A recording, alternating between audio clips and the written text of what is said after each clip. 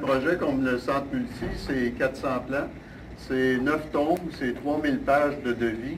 Alors, en toute probabilité, les addendas, c'est dans la normalité d'un processus d'approvisionnement, particulièrement dans des grands chantiers. On l'a vécu pour Jacques-Cartier, on l'a vécu pour le Centre Multi, on l'a vécu pour les usines.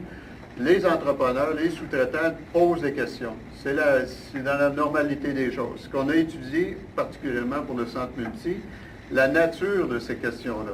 Et on a déterminé qu'en examinant les questions, il y a des questions qui portent sur la clarification. La porte, vous dites que la porte est, par exemple, la porte doit être peinte, vous ne spécifiez pas la couleur. Vous spécifiez, par exemple, dans le bâtiment du Centre Multi, que c'est une certification ligne. Vous voyez, c'est écrit à la page 23. On l'écrit.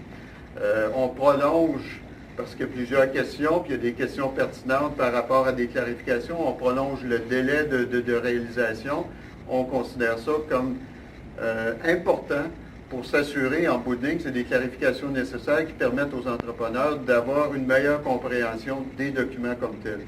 Donc, dans l'ensemble des questions posées, puis ça s'applique autant pour Jacques-Cartier que le Centre Multi, on s'est retrouvé à peu près dans une position d'à peu près 75% des questions qui portaient sur des clarifications à peu d'incidence financière ou qui auraient pu être réglées en directive de chantier lors de la réalisation, et à peu près 25% qui, eux, avaient une incidence financière puis qui était importante. Mais dans aucun cas, on changeait littéralement la conception.